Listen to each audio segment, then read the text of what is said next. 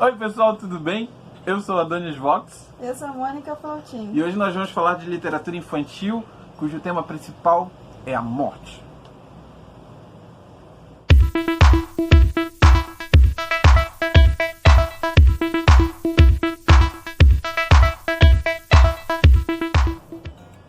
Bom, gente, vamos trabalhar hoje com esse tema, que é um pequeno tabu, principalmente quando vai se trabalhar com crianças. Mas aí vem a literatura para nos ajudar, não é? E hoje vamos apresentar 3 títulos que vão nos contribuir a falar desse tema com os nossos pequeninos. O primeiro deles é o Pato, a Morte e a Tulipa. A abordagem desse livro é muito interessante porque traz como personagem principal o Pato, que faz uma nova amiga, que é a própria morte. E os diálogos são bem existencialistas e bastante contemplativos. O Pato quer saber o que vai acontecer com ele depois que ele morrer. Mas a morte é bastante misteriosa e não revela a verdade. No entanto, o fato de estar próximo da morte, de forma literal aqui, faz com que o Pato comece a apreciar a vida e a brevidade que a vida tem, essas pequenas belezas. Isso permite até às vezes ficar triste. E é legal também que ela apresenta para a própria morte a vida, né? Ela começa a demonstrar a ela e fazer parte da vida dele, né? Sendo que ela é a morte. Isso é muito bonitinho também, tanto que o autor, quando ele ilustrou essa obra, ele fez de uma forma bem delicada, com lápis de cor e colagem, com linhas e desenhos simples, sabe? Que faz ficar mais sensível ainda a abordagem desse conteúdo. Agora um alerta de spoiler. O Pato morre. Mas a morte, a morte, o fato do Pato deixar de viver é abordado de forma muito bonita e lírica mesmo, bem delicada, faz com que a gente sinta pelo Pato um apreço muito interessante. Eu acho que aqui embaixo a gente tem, aqui atrás a gente tem na verdade esse outro elemento que faz parte da narrativa, que é a tulipa, que não diz nada. Não diz nada o tempo todo, claro, é uma tulipa. Mas ela está presente em todas as fases da narrativa, inclusive na fase final, quando a morte, né, deita o Pato no rio e o empurra para o infinito. Olha só que lindo isso, a mensagem por trás dessa simbologia que já é presente desde a mitologia grega, né, com Estige, o Estige, né, o rio que separa a vida da morte, que é o próprio tempo, né? Quem bebe da água do Estige acaba esquecendo a vida que teve para poder entrar no Hades. E nesse caso aqui, a morte quase ficou triste porque o seu amigo Pato deixou de viver e eles agora estavam separados. Mas aí ela pensa no final, assim é a vida. Exatamente. Então, belíssimo. Essa obra ela é indicada por uma faixa etária de 8 a 10 anos de idade, tá? Infelizmente ela tem essa dificuldade de se encontrar, mas existe uma animação dela disponível no YouTube que fizeram. Ela tem legendado, mas não tem dublado. Mas vale muito a pena assistir. É uma adaptação, né? Não tem todas as cenas do livro e nem todas as cenas que tem na animação tem no livro. Mas os dois são perfeitos do jeito que são. Então vale a pena você ler, sabe? E você apresentar isso a uma criança. Pode ser dolorido, pode, porque muitas vezes quando eu vou ler eu choro. Pode gerar bastante lágrimas. Inclusive qualquer item dessa lista pode gerar bastante lágrimas. Eu já apresentei esse livro para um grupo muito grande de estudantes numa palestra que eu fui dar sobre literatura infantil e todo mundo chorou lá também, eram adultos, né? Então acaba sendo um livro para todas as idades, sem distinção, a morte dói, né? A morte é um tema que tem a ver com sofrimento. E ele precisa ser tratado de uma forma real, mesmo que aí nessa obra, nessa primeiro exemplo nosso, ela seja uma fábula ainda, né? Isso. Aliás, como lidar com o sofrimento é bem a temática do nosso segundo livro, que é Iris. Uma despedida, da Gundar Mebs. Eu adoro ela falando sobre os autores estrangeiros. E essa obra, gente, ela é indicada para crianças a partir de 10 anos e adultos. Ela já contém mais textos do que o Pater Morte e Tulipa, né? Sim. E menos ilustrações. E a abordagem é totalmente diferente do que diz respeito à fabulação, da narrativa mesmo, sabe? Porque enquanto ali nós temos uma fábula com animais que torna a coisa mais acessível para a imaginação Com infantil, diálogos, né? Aqui nós temos a narrativa do ponto de vista da irmã mais nova, da própria Iris, que de repente descobriu que estava com um câncer terminal. Então a abordagem desse livro é muito sensível, pois traz aqui todas as imagens daquela testemunha indireta dos fatos. Enquanto a Iris estava no hospital, era a irmã que vivenciava aquela rotina que tinha se alterado do dia para a noite, dos pais tendo que cuidar da irmã, da avó que veio cuidar dela, de ela ter perdendo cabelo. Isso, e várias outras coisas. E como ela se preocupa com a irmã, mas como ela também manifesta ao longo do livro os seus próprios desejos e impressões sobre isso, inclusive tendo sentimentos contraditórios, às vezes ficando feliz, às vezes ficando triste, às vezes tendo esperança que as coisas mudem e outras vezes sem entender o que está acontecendo de fato. É um livro muito sensível e tocante, que traz pra gente com uma ilustração forte, muito forte. Realista, mesmo com a simbologia dessas plantinhas, né, que vão surgindo da onde está o câncer, Isso. Traz pra gente uma sensação de como a irmã vai lidando com todas as fases da doença da Iris até, consequentemente, a morte da irmã. Spoiler outra vez, desculpa, não avisei, né? Mas eu acho que já estava bem na cara que isso ia acontecer. E no caso aqui é o que fazer também, como que os pais da menina tratam ela para que ela possa ter uma relação saudável com o fato morte. Então, em nenhum momento os pais deixam de participar para a família inteira o que está acontecendo. Nem mesmo para ela, que parece ser uma criança entre 6 e 8 anos de idade. Sim. E esse é um ponto importante, né? E esse detalhe sobre os pais participarem da doença, né?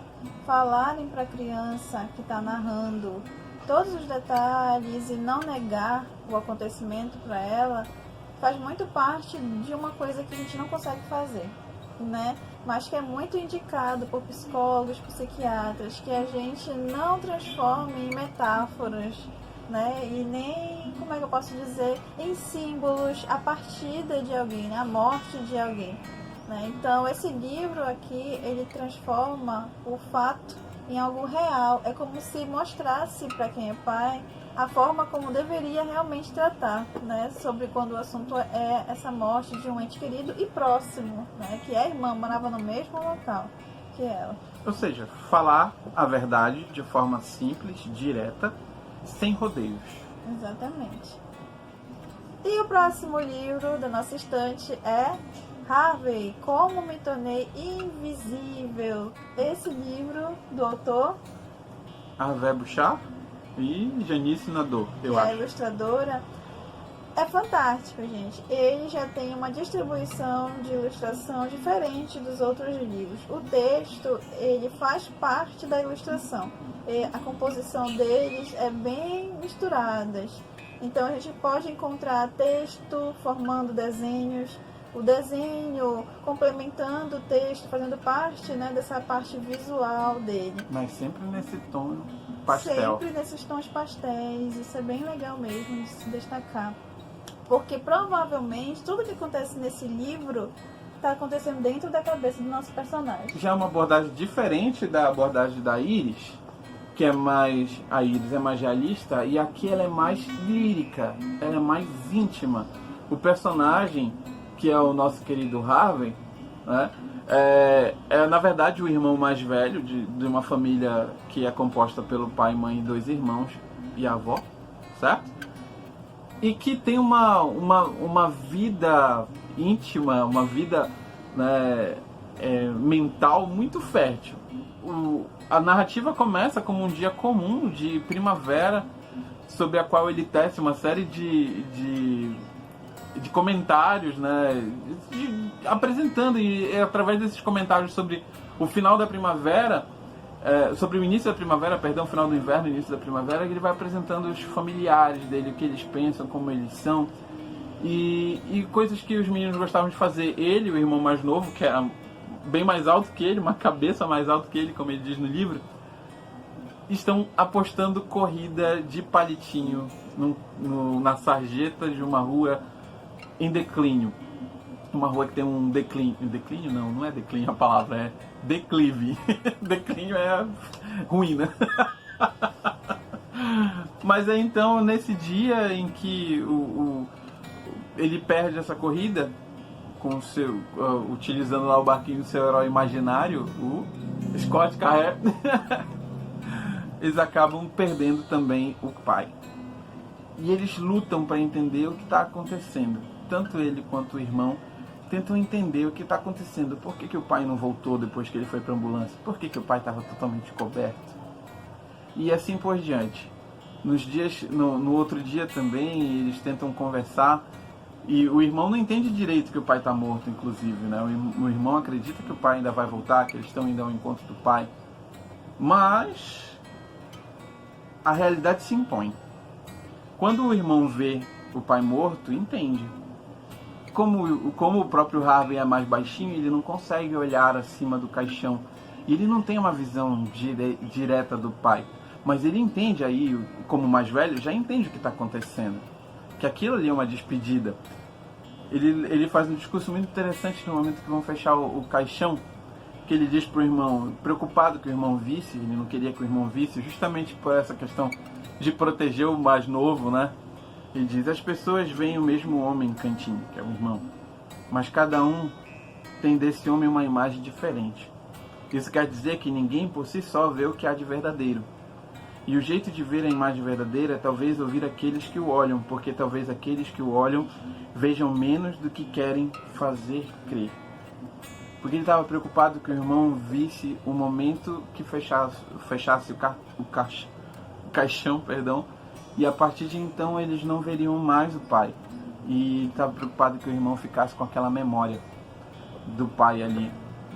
E por isso ele diz tudo isso, né? Que a forma verdadeira de ver tem a ver também com como nós conseguimos imaginar e vivenciar intimamente as imagens que nós temos das outras pessoas e do mundo. Mas o irmão não escuta. O irmão, que era mais alto, se aproxima do caixão. E ele fica um pouco perdido nessa hora. Então acontece um final que é surpreendente e é bastante reflexivo.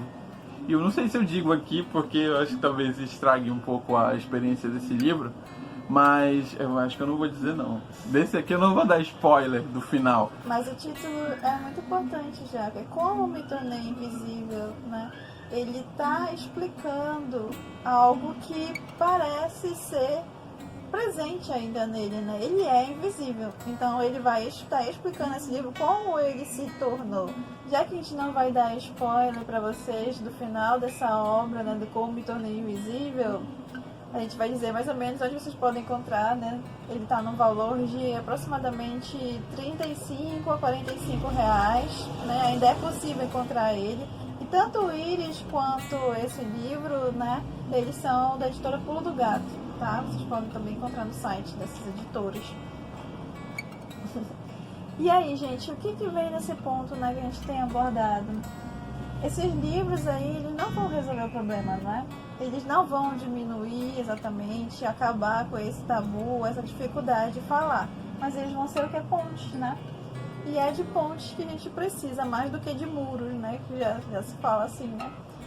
E esses livros vão contribuir para isso, né? Você lendo com seu filho, você lendo com seus alunos, pode facilitar o processo de conversar sobre isso.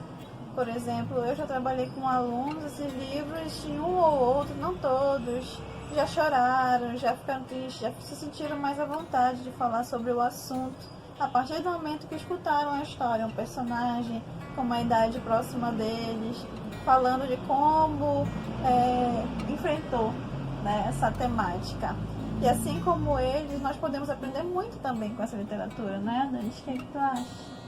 Eu acho que é importante não romantizar a questão da morte, para não dar uma impressão errada para a criança sobre o que ela é, o que ela significa, mas também não transformar ela num tópico do qual não se pode falar nunca, como se fosse atrair, né, alguma coisa assim, ainda tem essa concepção, mas trabalhar ela de forma realista, assim, né? Mesmo que por meio de uma abordagem mais lírica, seja por meio de uma fábula, seja por meio de um livro que traz uma imaginação fértil da criança, trazer isso para a vida real, sempre discutir o livro com a criança, né? E isso vai fazer com que ela compreenda melhor esse processo de morte e como algo natural, né? E talvez isso possa fazer com que ela sofra menos a partir do momento que ela tenha que enfrentar essa situação em sua vida, ou se já tiver enfrentado. Então, essa era a nossa dica de hoje. Escrevam aí nos comentários os livros que vocês já leram, que tinham essa temática, que vocês curtiram, que vocês acham que poderia ser indicado aqui também no canal pra gente, tá? Assina o nosso canal, né? E clica no sininho para receber as mensagens das nossas publicações. Isso aí. Então, até o próximo episódio do Sobretudo. Tchau!